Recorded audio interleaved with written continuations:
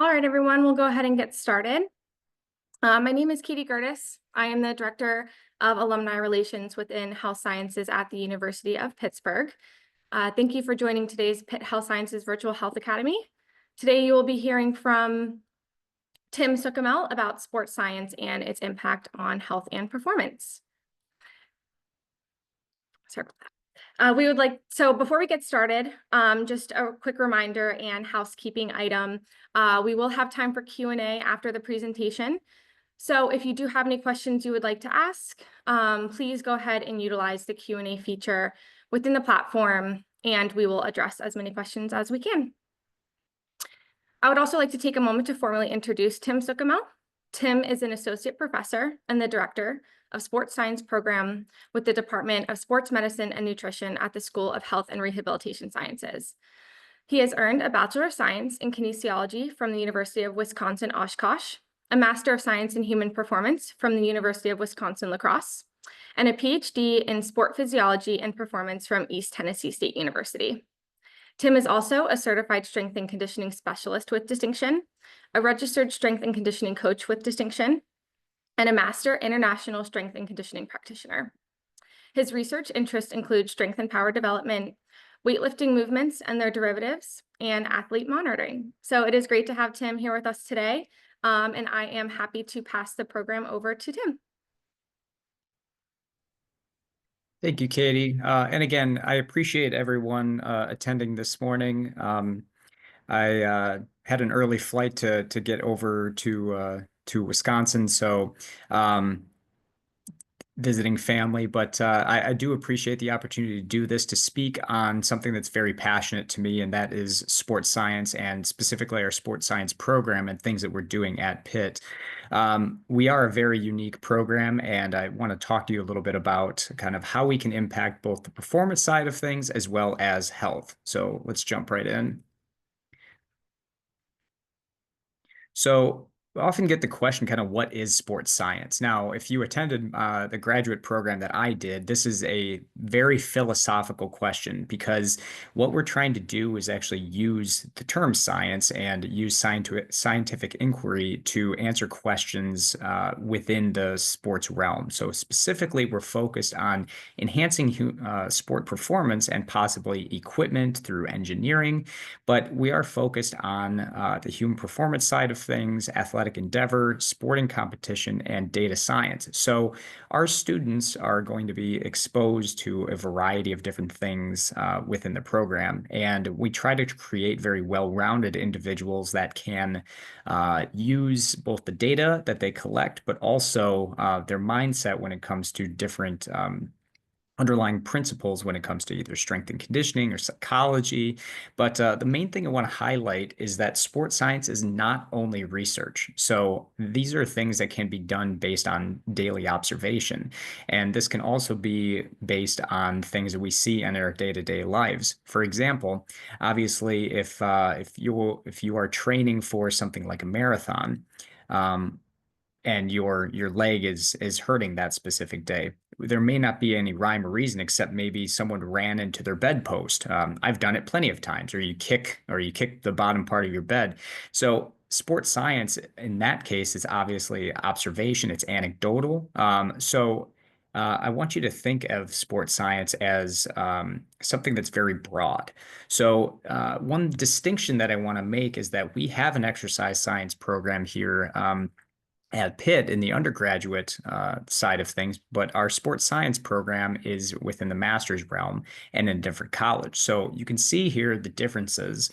When it comes to sports science, we're trying to induce adaptations for human functional capacity and maximize performance. Now, the main thing that we're trying to do, however, is we are trying to use the data that we have to influence decision making. So if we think about this from a sporting standpoint, so our Pitt volleyball team is one of the best in the country, and hopefully one of these days we can bring home a national championship. But one of the things that we do on a day-to-day basis is monitor the athletes. And from a sports science standpoint, that means questionnaires. It may use jumping force plate data and different strength tests.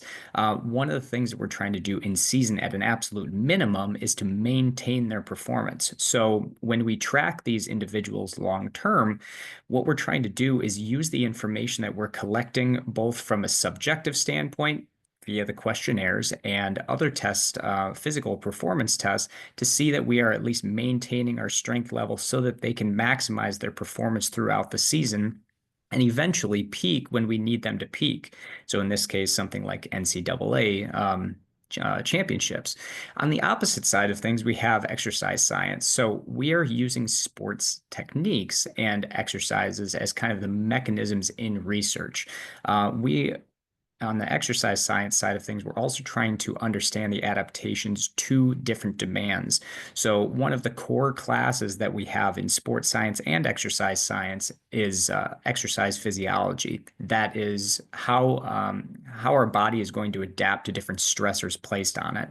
So you can imagine we have Cardiac Hill in Pittsburgh, where when you're walking down from Forbes Avenue all the way up to the Pitt, you end up increasing your heart rate quite a bit. Your legs maybe start to burn. So that is a question of an exercise science standpoint. Now, if we did that repeatedly and we see how our body continues to adapt, that may be from the sports science side of things in terms of where we can actually go with that information and then maybe modify our training to maximize performance. So we may not do that hill all the time, or maybe we would increase the incline, God forbid, right?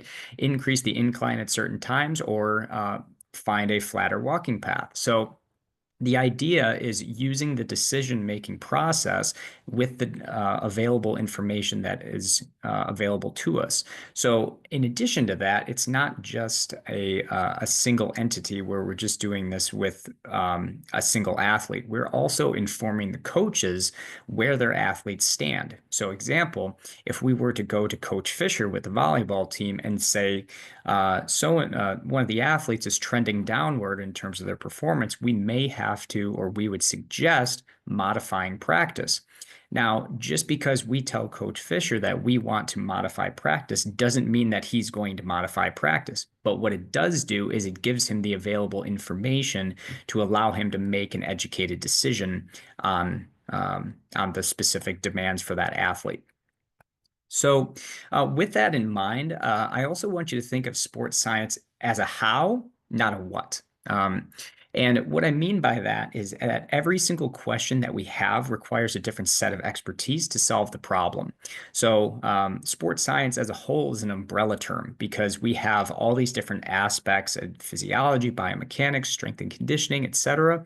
So, every single athlete question or monitoring question isn't going to necessarily be solved the exact same way. So with that in mind, we need to use the tools and everything available to us to be able to answer the question to maximize performance at a certain time. So for example, we have a variety of different recovery methods that may be available to us.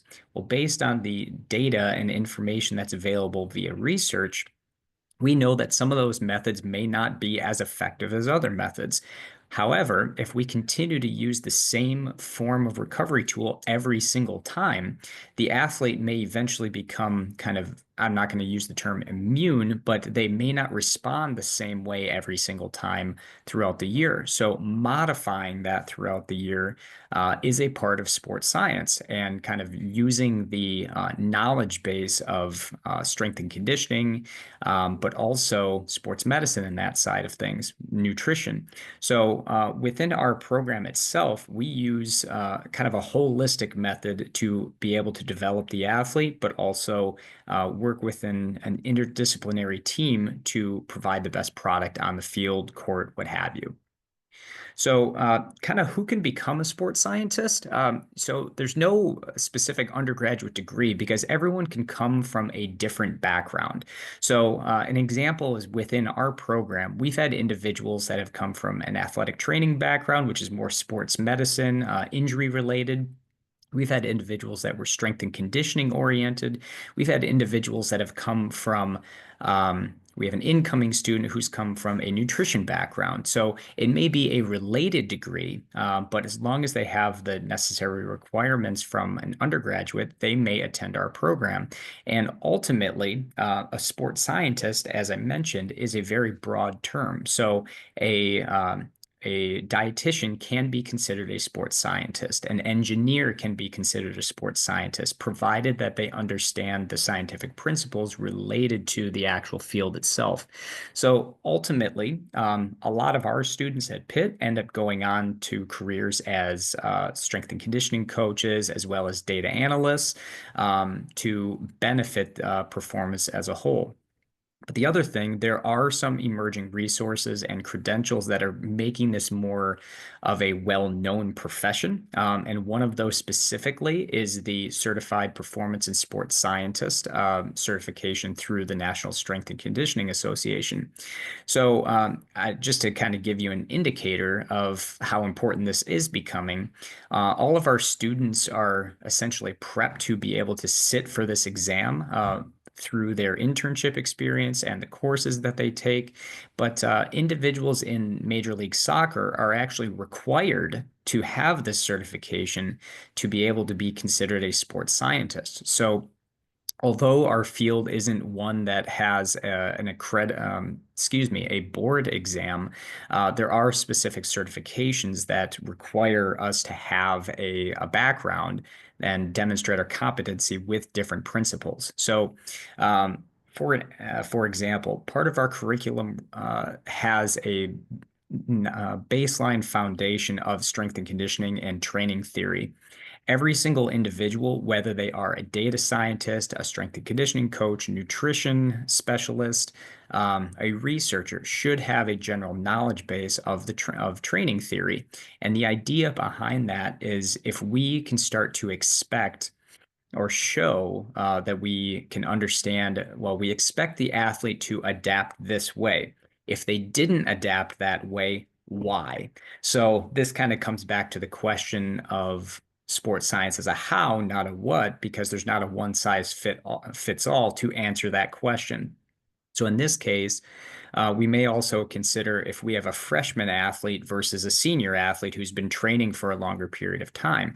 All of this information is then used to gather performance data, but also ultimately to safely and effectively improve sport performance. So again, these professional standards serve as our foundation. So what do our students do? Um, at Pitt, we have a very unique program. HPU stands for Human Performance Unit. And as I mentioned, sports science as a whole is a very holistic view within our program here. But you can see that we work with the sport coaches, the dietitians. We have a resident sports scientist, which is becoming more common at bigger Power Four institutions, sports psychology, sports medicine, and our strength and conditioning staff. So what's unique is that where the HPU is, you could probably make the argument that that would be the academic or research side. This is my first year at Pitt, and part of my role is indirectly being able to collaborate, or I should say directly collaborate with athletics so that we can continue to answer the bigger questions and solve those problems. And part of what allows us to do that is our students work directly with the teams. They work directly with the sports scientists and the strength and conditioning staff as part of their curriculum. So, in fact, every single student is a part of a year-long practical experience. It is their internship in which they are placed with a Pitt athletics team. So, we're actually in our round of interviews right now, where the incoming students for this next year are going to be, they kind of give us their top four, and then we talk with them to make sure that we get best placement. But things that they do during that internship are certainly going to be data collection and visualization. they'll do that real time with the athletes on a day-to-day basis. So every single time the athletes come in and train, they're going to be assessed somehow. So the science side of things is being able to look at that information and look at trends. Are they improving? Are they maintaining? Are they getting worse? And if they are, getting worse, is it actually meaningful? And this information can carry over into health status as well. So I'll talk about a little bit of different projects that the students are doing, but that comes from the athlete monitoring standpoint. We use a variety of different pieces of technology. And I'll talk about that in a second. But obviously, they may be doing some coaching as well. So some of them have fellowships that are with strength and conditioning, but they're really a lot of them are providing reports of this information that based on kind of where they are. So you can see this graphic here on here. This is what we call a radar plot. And I understand that there's a lot of different abbreviations in there, but you can see that we could lay out what the team average is and highlight individuals and kind of see what they have to work on to be able to be above average compared to the rest of the team. So in this case, this particular individual or each individual has a relatively good jump height, the CMJ counter movement jump height. However, you can see that athlete one is going to be lacking when it comes to their sprint times. So that's something that we can work on. But by profiling the athletes, we can start to kind of see what we need to work on and also monitoring these changes to see if what we give them is actually going to be what they actually need to get out of it. So I mentioned the technology. This is a picture of one of our former soccer players. She's now playing professionally over in Sweden. But this is force plate technology. So some of the athlete monitoring that we do, you can see force plates on there. Force plates are essentially glorified scales. So they can tell us exactly how much an athlete weighs, but they also kind of give us an indicator of how an athlete is producing force. Ultimately, in our field, in sports in general, that's what performance is going to come down to. There's obviously tactics in each sport, but how an individual is producing force in different directions, different dimensions, that's going to determine how successful or not successful that individual is. So the other thing that we use is GPS units. So we obviously have GPS on our phones, and we can walk around and it can tell us how fast we're moving. But what these GPS units do is each athlete may wear a sensor within kind of a sports bra type mechanism, men, women, kind of one size fits all there. But we can track how their high speed distance. So how hard were they working over the course of a match? How many sprints did they do? How many cuts did they do? How much impact did they have when they were jumping? So we can use this indoor and outdoor. We can use heart rate monitors to see how they are adapting over the course of a session, or how hard they're working over the course of a session. But we also use athlete management systems where we can take all of this data and house it in one place. Now, one of the things that we're working on right now is being able to benchmark certain performances. So if we take all that information, we can actually compare it to different institutions, like others in the ACC, Louisville, Duke, for example, and we could actually see where our athletes stack up. So are we jumping higher than the competition? Are we sprinting faster than the competition? This is all information that we can use. But from an analysis and visualization standpoint, there may be some coding involved with this. So I mentioned the fact that our students are exposed to different things. Some of them may actually be introduced to basics of coding, but also using things like Excel to be able to visualize some of this information. So this all kind of comes to a head with our student capstone projects. So within the internships that the students complete with their teams, they're using the data that they collect with their athletes for an actual research project. So ultimately, what we want them to do is be able to answer a question over the course of their experience. And the idea here is that it benefits all parties. One, the students get to use the research process that they've been learning about. Two, they get to collect the data with the athletes to understand how the technology and everything works. But third, once they kind of present that information of what they have at the end, we can actually bring in our strength and conditioning staff, sports science staff, coaches, so they can actually see what they actually found over the course of the year. So we can answer bigger questions that can then benefit the athletes down the road. So if we find out one year, you can see the in-game analysis for the lacrosse athletes. If we find out that we spent so much time on the high intensity zone, we may have to modify practices so that we can compensate for that, so that we're not fatigued throughout the entire year. But all the students are working with either myself, Dr. Caitlin Allison, who's our associate director of the program, but also the strength and conditioning and sports science staff, so that we can answer the necessary questions that we need to. So you can see some examples of some different projects that were done in the past. So you can see performance changes and recovery with the football team. We can look at things from sleep metrics in the past, external load. We can look to see how counter movement jumps relate to pitching velocity. So all of these different things are questions that we can answer. They can be very simple. They can also be very complex. So this all leads to, and we try to get this information out on a grander scale. So for example, this is a project that was done by Heather Betancourt looking at the external load for women's lacrosse. So this information has been presented out at conferences, and we also have a handful of students going to present at a national conference this summer. We usually host a conference at Pitt one time over the course of each year. But just note that this is now being presented on a broader scale so that we can benefit not only just the athletes at Pitt, but we also try to educate the rest of the population who works with these types of athletes as well. Something that's unique, and I wanted to highlight this, is that we are currently listed as the #1 program in the country.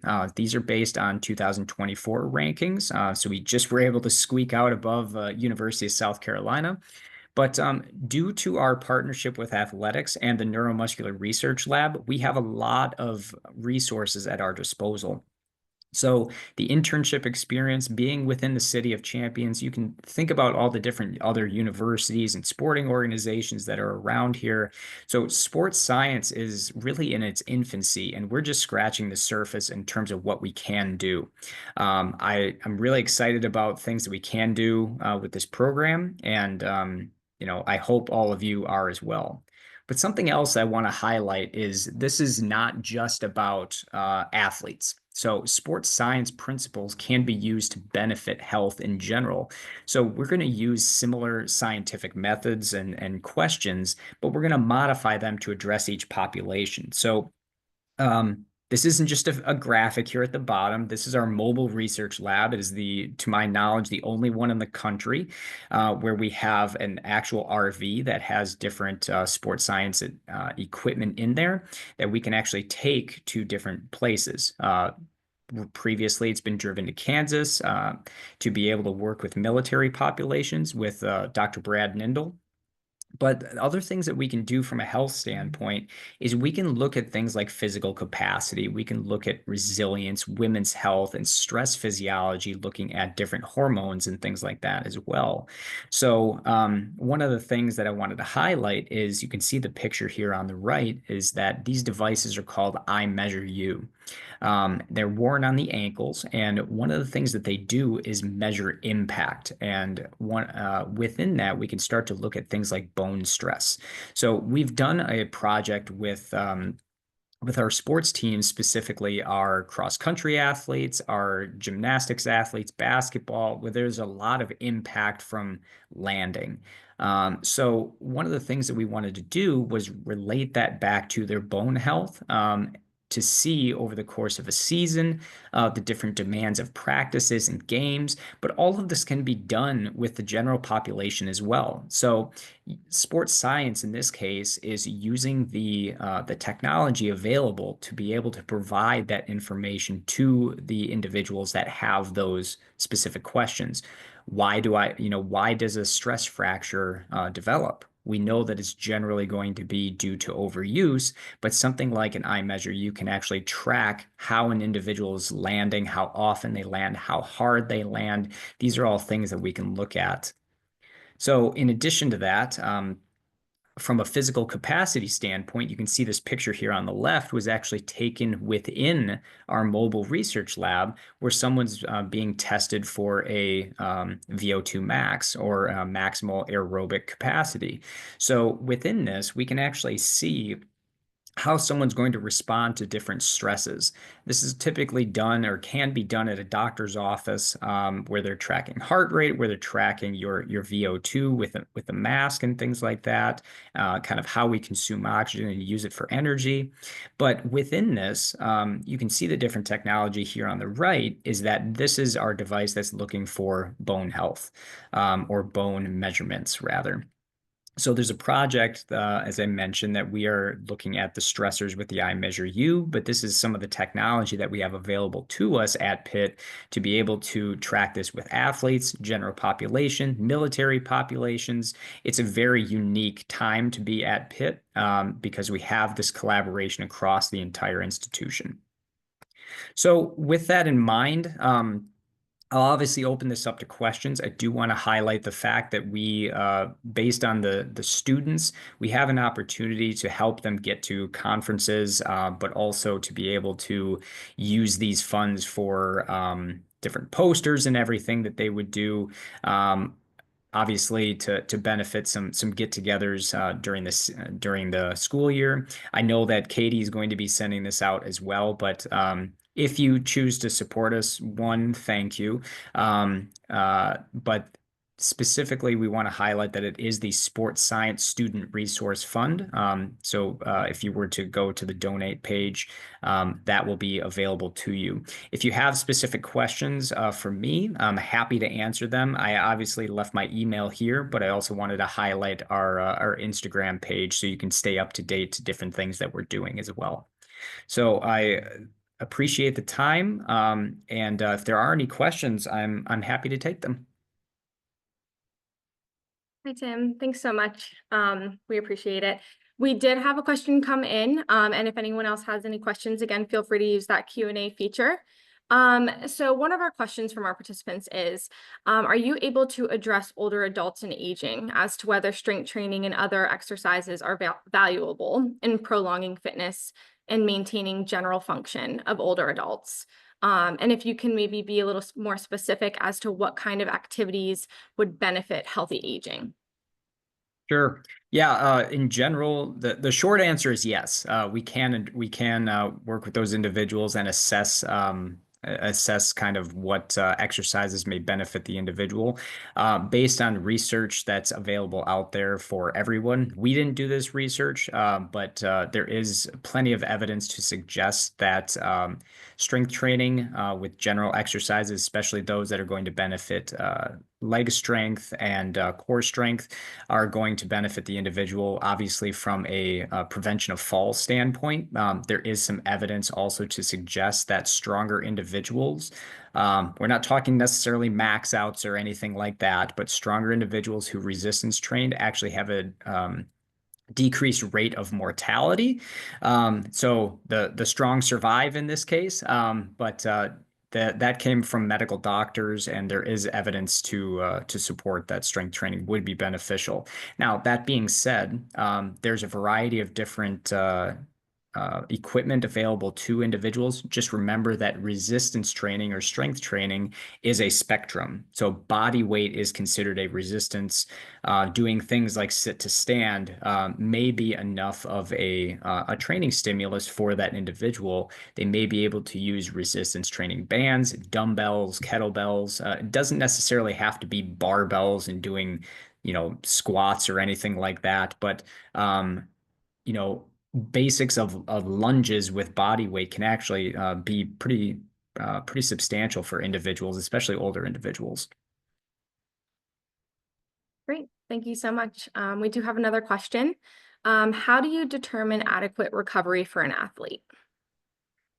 This could be an entire lecture in itself. No, that's a very good question. So, um, it comes down to defining what fatigue actually is, so that we can define what recovery is. So fatigue, in this standpoint, may be their inability to produce the necessary force that they were producing previously, or in other words, are they maintaining their strength or not? So fatigue in that standpoint would be that we have an inability to be at our baseline when it comes to the ability to produce force. So recovery would be being able to get back to that baseline and or exceeding that baseline, so we're producing more force and producing more force faster. Different tools to measure that. Our force plates are going to be an indicator of how well someone is going to produce force and the time over which they can produce force. So using physics and Newtonian principles, we can start to figure out, is an individual producing the same amount of force during different phases? So if you think about a jump, when someone does a vertical jump, we can see that they go down, they stop, and then they come up. Um, so within that, we can actually look at different phases of their jump to see, are they lacking in their push, or are they lacking in their ability to stop? So we use force plates to look at different phases over the course of a movement in general to determine what we need to work on and if they are recovered.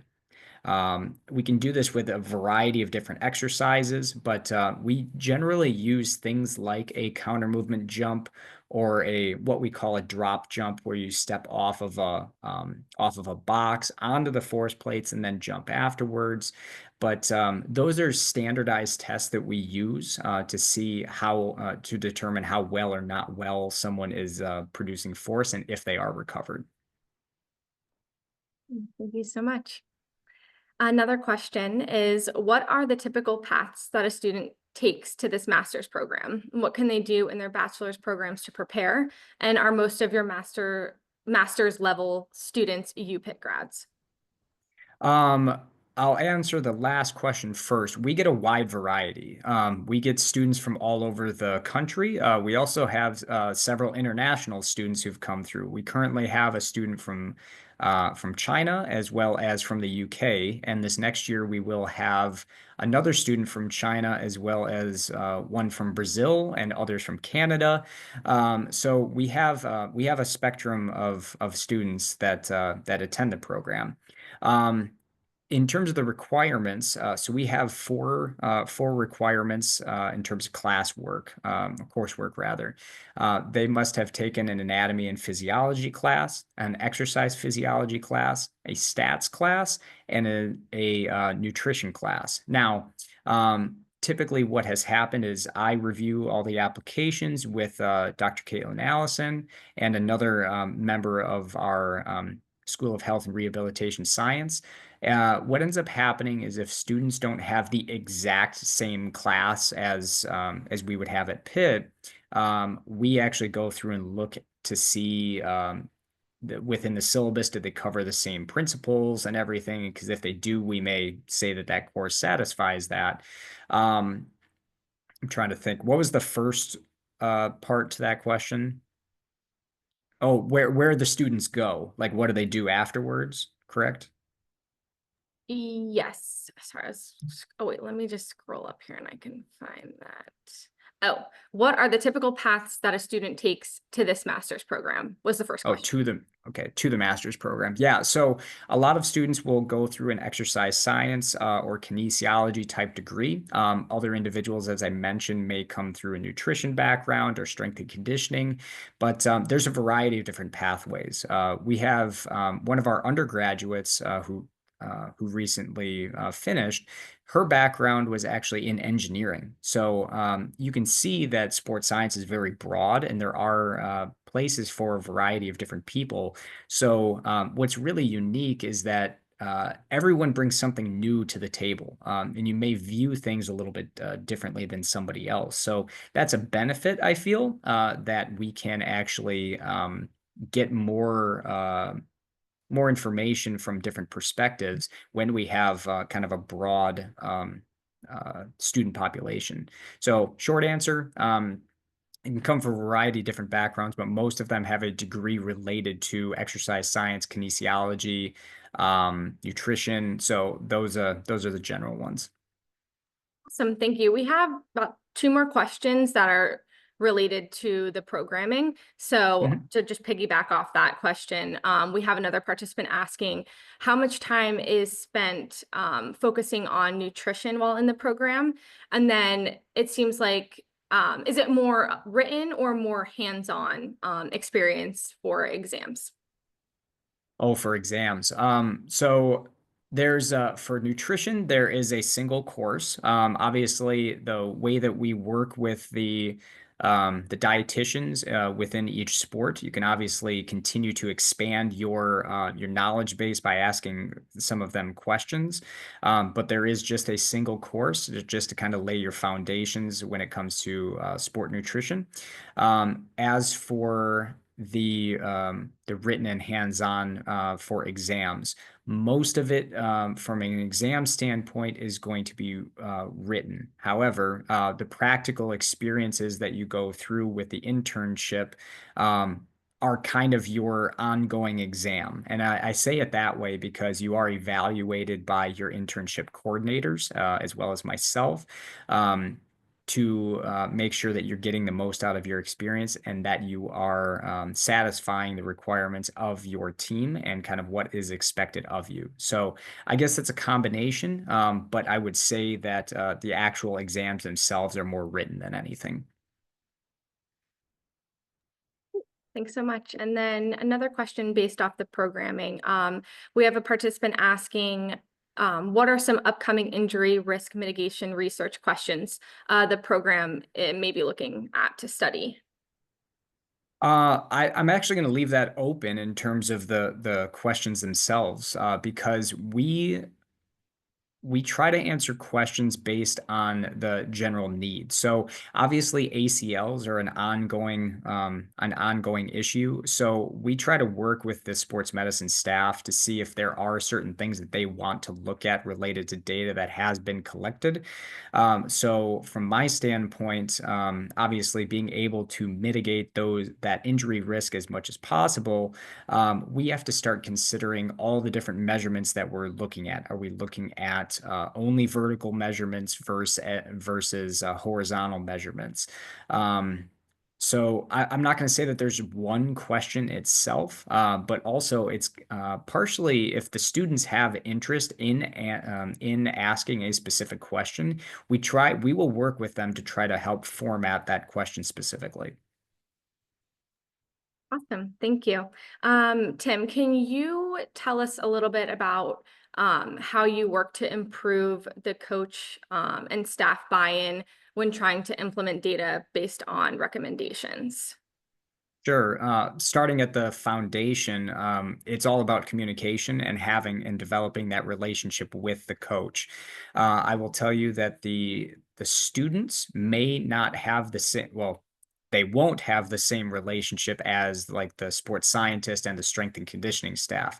That being said, you are still a part of the human performance unit. So you are kind of the foundation. You work with the other individuals that work with that team, and they may be the ones to communicate with the coach. That being said, we have had students, I'll continue to use Pitt volleyball as an example, that every single day the students may be collecting GPS data did during a practice. Now, if the coach were to ask the student what's the data looking like and everything, they should be able to communicate that information to the coach. But in terms of influencing practice, it's not necessarily on the student to say, hey, coach, you need to pull this athlete out. It's more of that collaborative approach where they may be working with, again, the sports scientists, strength and conditioning staff to be able to look at things more retrospectively so that down the line we can impact better practices and kind of keep those athletes more fresh.